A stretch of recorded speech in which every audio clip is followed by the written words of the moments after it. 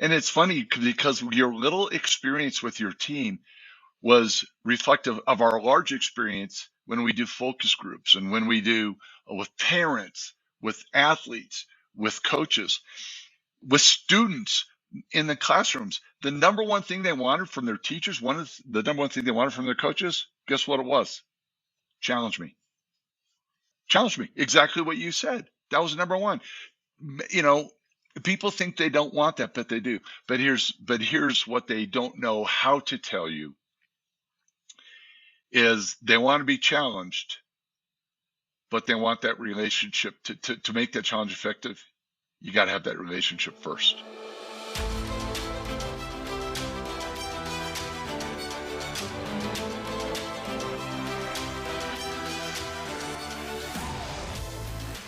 Welcome to the Cutting Edge Coaching Podcast, where we believe coaches are some of the most important teachers and leaders in the world, and they deserve to be supported.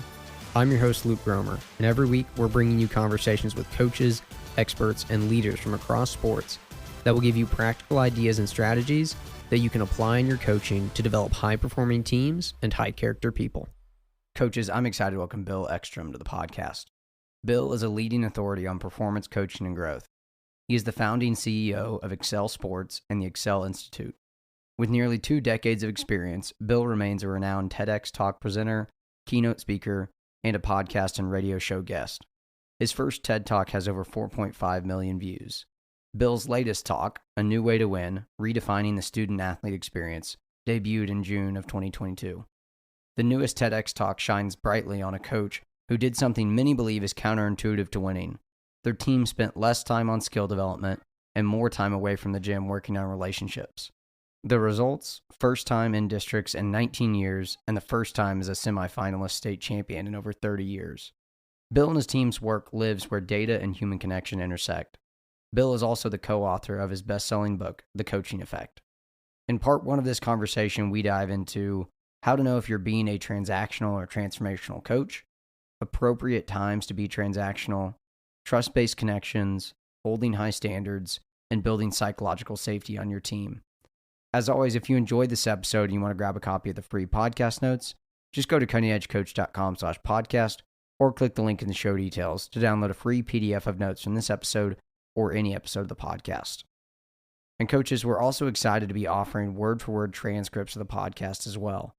If you'd like to get access to the transcripts on a weekly basis, you can go to cuttingedgecoach.com/podcast to sign up to become a monthly supporter of the podcast.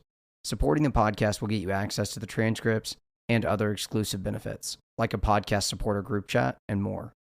You can go to cuttingedgecoach.com/podcast or click the link in the show details to download a free PDF of notes or sign up to support the show and get transcripts and more. Now to part one of my conversation with Bill Eckstrom. Enjoy the episode. Coaches, really excited to welcome Bill Eckstrom to the podcast today. Bill is the founder of the Ecsell Sports division of the Ecsell Institute, and really excited to talk about coaching with him today. Bill, thanks for joining me, and I would love it if we started off and talked about this. Transactional and transformational coaching has become much more popular, I would say, in the last decade. Those terms, more people are familiar with them, I would say, in sport and in other areas of leadership too. And I think that the majority of coaches want to be transformational leaders. I really believe that most coaches get into it because they want to have a positive impact on people. And sometimes I think that although our intentions are good, maybe the impact of what we're doing isn't actually transformational. So I'd love if you started off and talked about, how do we know as coaches if we're actually being transformational leaders or if maybe we're unintentionally still being transactional leaders?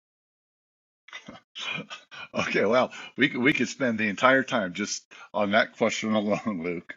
By the way, thank you for having me. It's an honor to be with you. Uh, I'll answer I'll answer it quickly and succinctly, and then I'll elaborate. And the only answer is the only way to know whether the degree to which one is coaching in a transactional versus a transformational way is to quantify it or to measure it.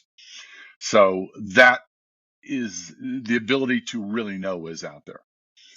Uh, but you really, the fun question is not so much how do we quantify it, is how do we, there's always a gap between the way I coach, and the way I think I coach, and the way our student athletes receive our coaching. There is, Luke, you're right. We talked about before this got going. There's usually a pretty sizable gap between the way one coaches, the way they think they coach, and how that coaching is received. And I'll give an example. Part of the journey of becoming a transformational coach. And by the way, transactional coaching is not necessarily a bad thing. Let me also say that. Knowing how and when to be transactional is part of the journey to becoming transformational. I don't believe we can become transformational without having being good transactionally as well.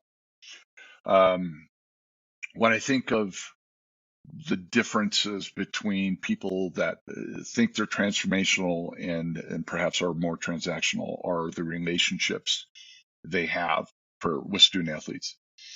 One of the things that we measure and can quantify is their ability to connect with their student athletes, to create trust-based connections. Most coaches will tell you they believe they're probably in the 80 to 90th percentile in their ability to do that. And here's why, because coaches, by and large, I believe in my heart that coaches really, really care deeply about their student athletes, that they're in it for the right reason. Let's face it, at the high school level and the small college level, nobody's in the coaching for the money. They're in it for the impact. You can attest to that, right, Luke? So what we see is coaches, because they care so much, they believe they have strong trust-based connections. When we actually measure them, only about 71% of student athletes believe they have that connection with their coach. So almost a third of student athletes don't even think they have a connection based on trust with their coach at all. Only a third are actually a little, right at a third of student athletes don't feel psychologically safe. Now, while 2/3 do feel psychologically safe. So coaches believe they're providing safe environments. They believe they're connecting with their student athletes to a strong degree, but what they usually find out is their connections and the safeties, the psychological safety they're providing aren't nearly to the level they want, nor should they be, to provide the best possible experience. Yeah, that's really insightful, and I want to go deeper on a couple things there. I want to talk more about trust-based connections and those psychologically safe environments. But actually, before we do that, and before I forget it, I want to go a little bit deeper on something you talked about with transactional coaching, and that there is a time and a place for that. And that's actually, you said, part of the journey to becoming transformational is understanding maybe how and when to use that. I'd love if you would talk a little bit more about that, because again, I think that's something maybe can be misunderstood, and that we can label them as, oh, transformational good, transactional bad. Right. And it's maybe not that black and white. So would you talk more about that? When is it appropriate? What's that journey like? I'm just curious on your thoughts on that. Yeah, Luke, that's such a you obviously know coaching well, or you wouldn't have asked me to go deeper on that topic, but you're spot on. Uh, Being transactional is not bad. Being transactional at the wrong time is not very good. So there's times and places. So give an example. Let's say you come into a team, you're a varsity coach, okay, and you're coaching the varsity basketball team, and you graduated, you know, all of your 5 starters from a year prior, and you've got 10 out of 15 brand new varsity members. There is going to be a lot of time spent on transactional duties and responsibilities and engagements. Like, how do we run practice? We have 10 people that aren't familiar with our culture. We have 10 people that don't understand our program values. We have 10 people that don't understand how our practices are operated, the way our drills should be run. So there's a lot of transactional coaching duties that need to occur to bring people up, to get them to a certain place of competency within the program. Then, let's say the next year, of those 10 new people, now you're returning 4 of the 5 starters. And you've got only 3 new varsity members, or 12 that had been there before. Now I begin to do more transformational coaching, where I'm beginning to engage with the players on strategy. I turn to the players to get the team up to work harder. I get the team to perhaps lead drills. During huddles, in a tight game, I'll turn to some of my seniors and I'll say, what are you seeing out there? What do you think we should operate next? To where if I have a brand new team and it's during the season, I probably can't do that. I'm going to dictate, here's what we're going to do, here's what we're going to call. Okay. So it really depends on time and place, but a lot of times it depends on the makeup and the dynamics of the team. Everybody wants to get to a place where their student athletes, when they graduate, say, you know what, coach transformed my life. But to get there, you've got to be transactional in that journey along the way. Does that make sense at all? Yeah. I think I totally get what you're getting at there. Of there's a level, and there's parts of the journey where you've got to be very intentional about the environment that you're creating, the experience you're creating. And at the beginning, that's not necessarily the time where there's going to be a bunch of opportunities for feedback from them or input on them. There may be in some things, but at the beginning, you've really got to create the environment that you want to. And like you said, you've got to essentially, introduce them to your culture, the way you're going to do things in so many different areas.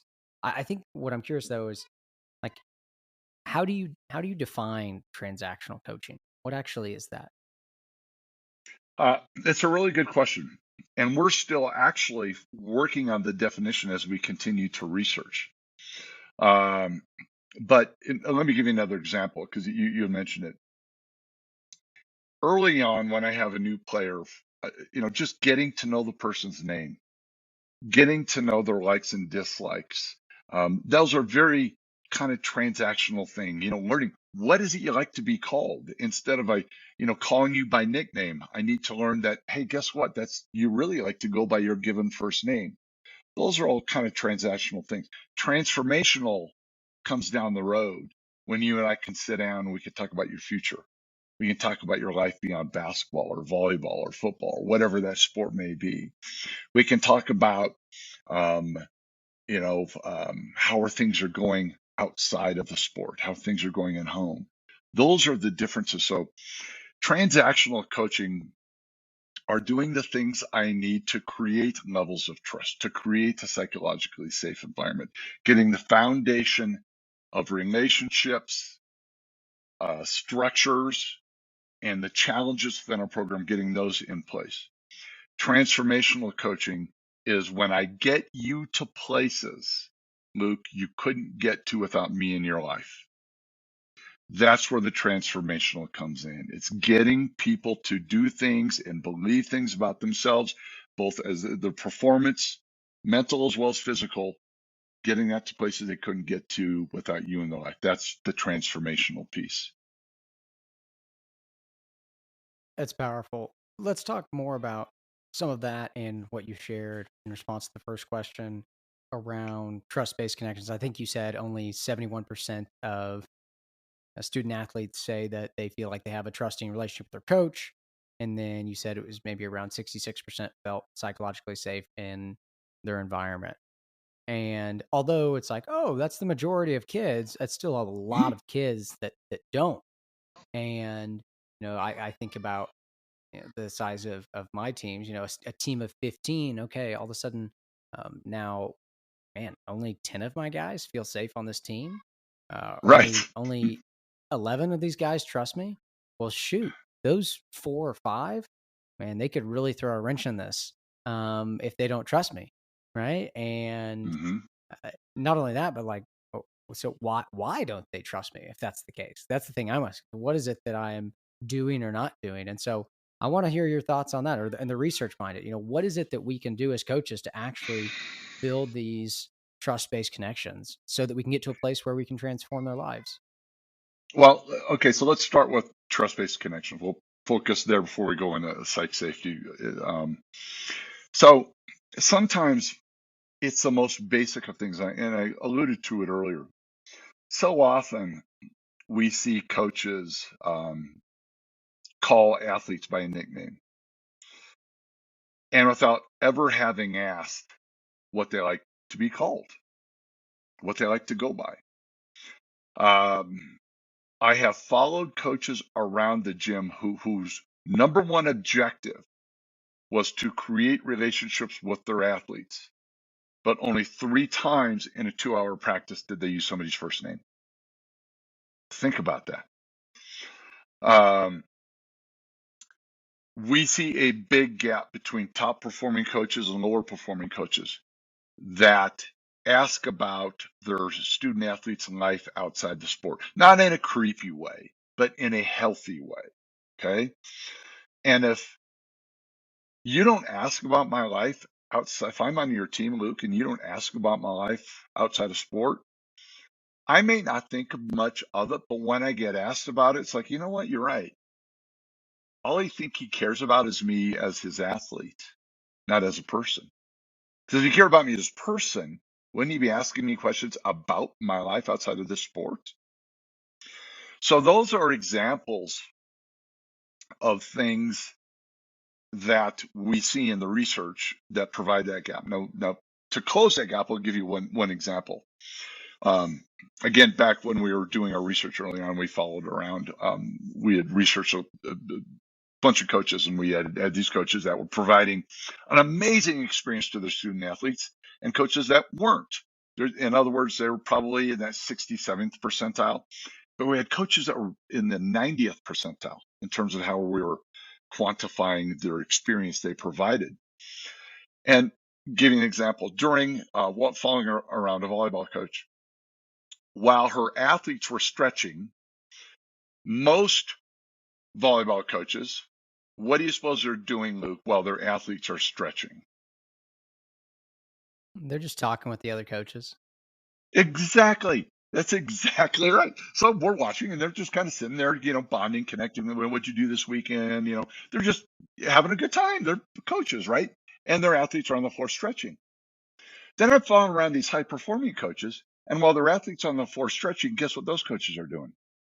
They're walking around and talking to each athlete. Not perhaps every single one, but they'll walk along, and I heard coach stop, and she's like, "Oh, I love that nail color on you."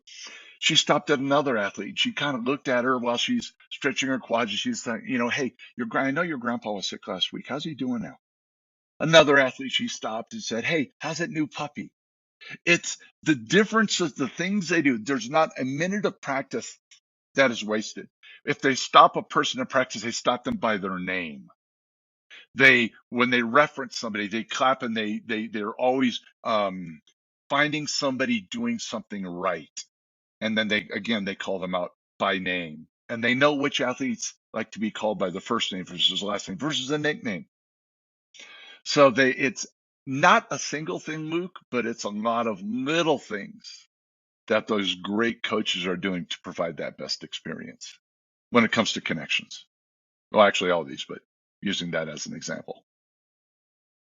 Yeah, it's so good. And that makes me think of a friend of mine, Mike Shaw. He's the assistant women's volleyball coach at the University of North Carolina, and I've had him on the podcast. I've done some online session with them, and he actually shared a video during one of their sessions, and he was talking about building connections with athletes. Just a video of him before practice, just getting a physical touch and greeting every athlete in their practice. And it's like, yeah, this guy's at the highest level of a sport, and he's making time for it. It obviously matters. And as also as a parent, I have 2 young boys. It's like, that's the kind of person I want my kid to play for someday. A person Right. that's genuinely interested in their life, that is focused on others, not just focused on themselves as a coach. And like you said, it's like, man, there's nothing wrong with the coaches sitting and talking, but it's like, where's your focus? And are you taking advantage of this limited time that you get with student athletes? Every coach, I think, it's like, what's the hardest part? It's like, oh, not enough time, not enough time. Like, okay, but are you squeezing every ounce out of the time that you actually have to make the impact you want to make, to build the relationships you want to make? And so I think just something like that with that stretching example, it's just such a great example of like, there is more time than you think if you are intentional with it. Yeah, well, wow, there's so much to unpack. By the way, Luke, very well said through that. Yes, intentionality is a huge component of being an effective coach that provides an amazing student athlete experience. But you also said something that triggered this in me, which was funny. Have you, as coaches, had you ever asked, if you're listening to this, have you ever asked what your student athletes want from you? Do they want a hug? Do they want a high five? Do they want a fist bump? Do they want you to just look at them and give you, fist shake?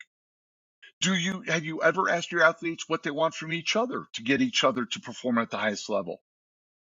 I've done this exercises with teams, and somebody to say, when I do something good, I want a hug. And other girls looked at her like, really? You want a hug? And another athlete's going, yeah, but don't hug me.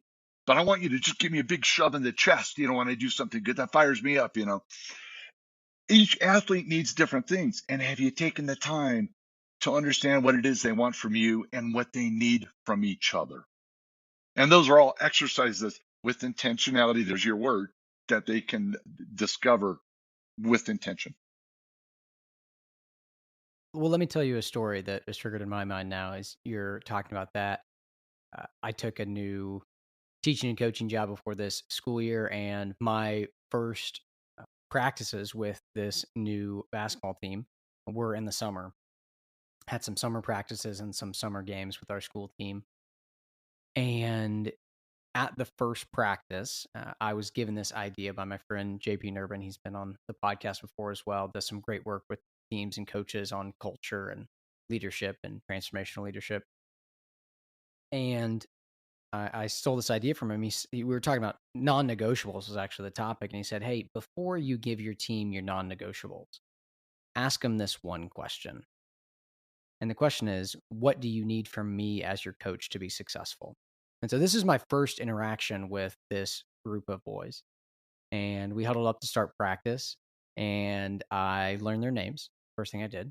And the second thing I did was I had them talk in groups of 2 or 3 for a couple of minutes and about that question. Hey, what do you need from me as your coach to be successful? What can I do to help you be successful as players and us be successful as a team? I just want you to talk about it, and then we'll share answers out. And so they talked, brought them back together, and they shared out their answers. And essentially, all their answers boiled down to 3 things. Number 1 was, we want you to challenge us. Number 2 was, we want you to tell us the truth. And number 3 was, we want you to be a real person. Mm-hmm. And I was like, done, I'm in. And in the back of my mind, like, I've got them. Like, that, is there anything else that you could want from your team for them to say that to you? Is that's what we want from you?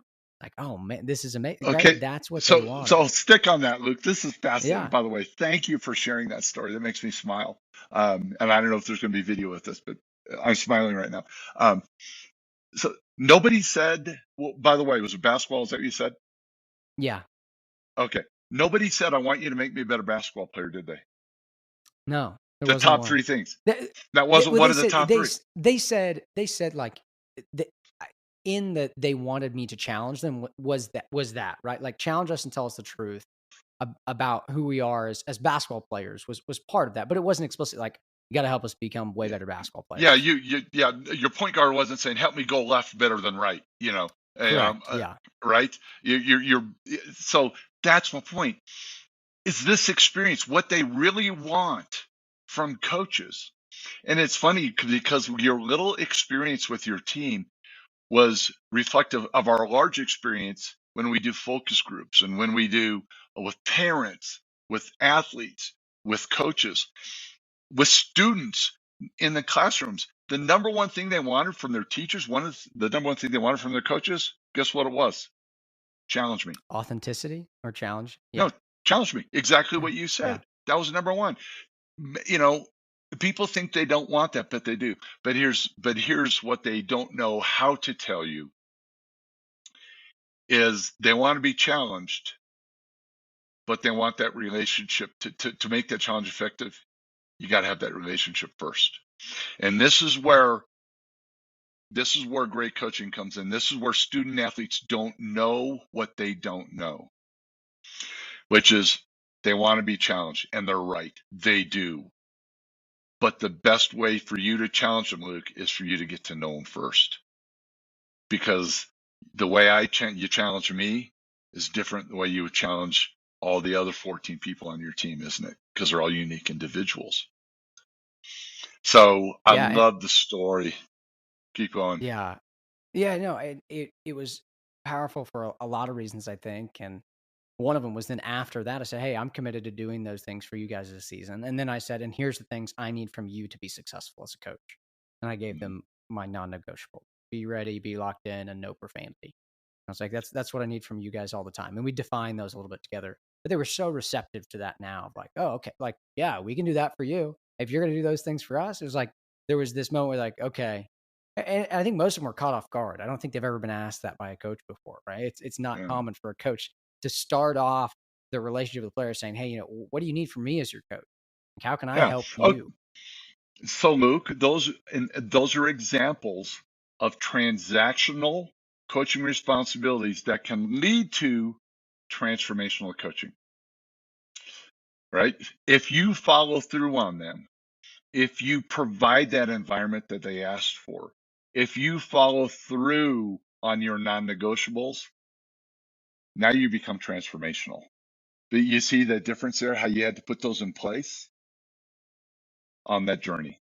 Yeah, and I mean, I'll tell you today, there's a kid that he he just got his ears pierced, and he can't take the earrings out for a week. But you can't play with earrings. And then I said, hey, do you have tape, or can you take them out? He said, I can't. I said, get tape. He said, I don't have any. I said, all right, I'm sorry, you can't practice. You're not ready. And so he had to sit there and watch practice. He hated it. Another one of the kids who was funny. I wasn't sure what his response was going to be, but one of my better players this summer, there's a game where he got frustrated, dropped an F-bomb during the game. I said, no, I said, that's one of our non-negotiables. That's unacceptable. We don't do it here. Another time, I think something else happened, but like I was pretty firm. Like I held it for him. Like I was just that this is a non-negotiable. It's the expectation all the time. And by the end of the summer, which was 10 practices, a few days of games, and then into the school year, uh, he loves me. And I can tell that like he comes up to me, he'll initiate conversation. Like I was curious, like, man, either this kid is going to really dislike me because I was fairly tough and I held the standard. And actually the other opposite happened. I think I earned his trust and respect, and I had some follow-up conversations with him too about this sense of, hey, like here's the deal, like this is why, and there was some dialogue there. But the uh, yeah, the strengthening of the relationship was actually a pleasant surprise. Like, man, this kid actually, again, kind of like you said, I held these things, and it's getting to a place where it can start to begin to be kind of transformational, as he knows that I want good for him, and I have these high standards for him. Yeah.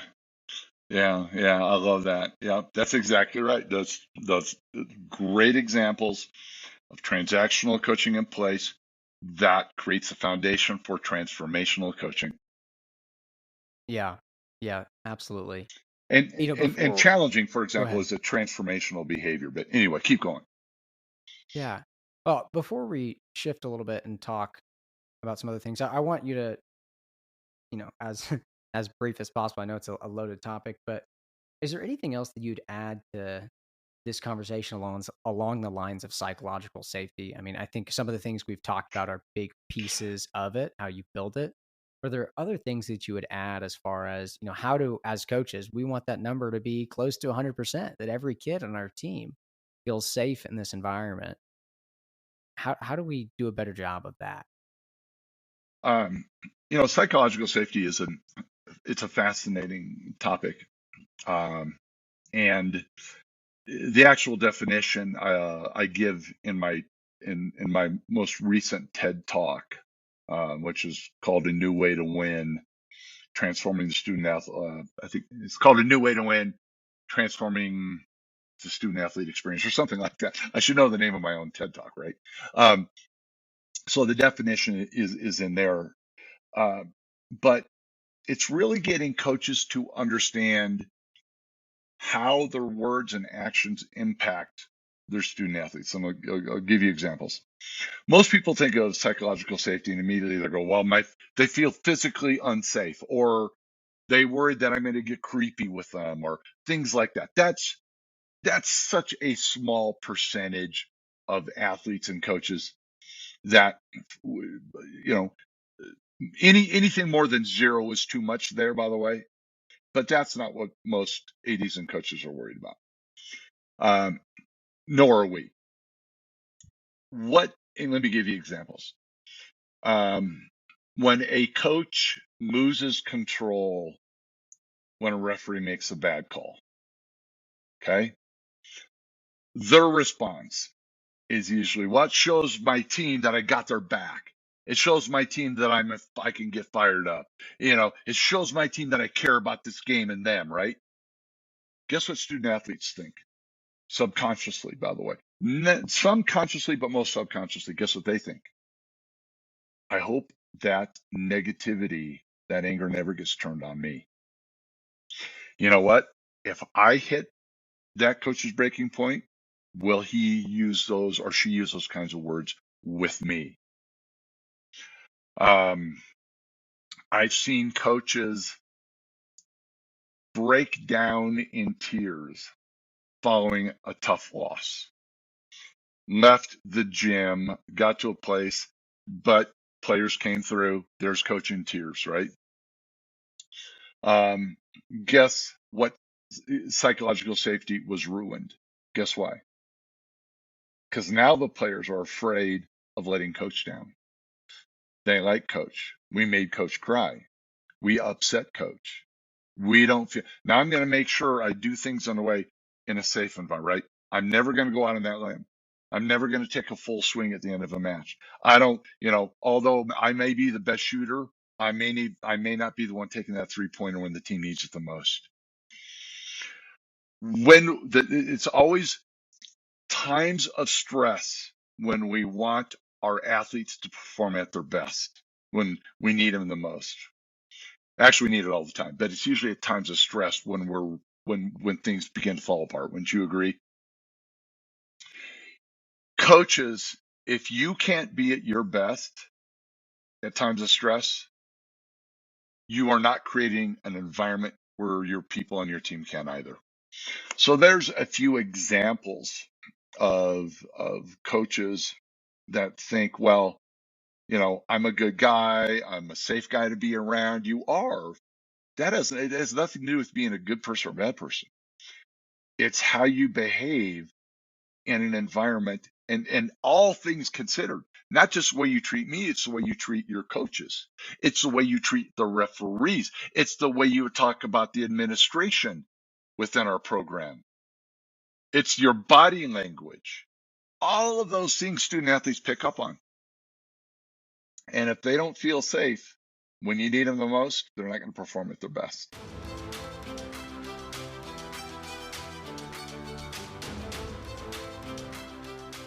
Coaches, thanks for listening to this episode.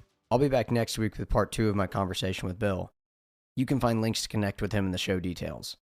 As always, if you enjoyed this episode and you want to grab a copy of the free podcast notes, go to cuttingedgecoach.com/podcast or click the link in the show details to download a free PDF of notes from this episode or any episode of the podcast. Thanks for listening to the podcast.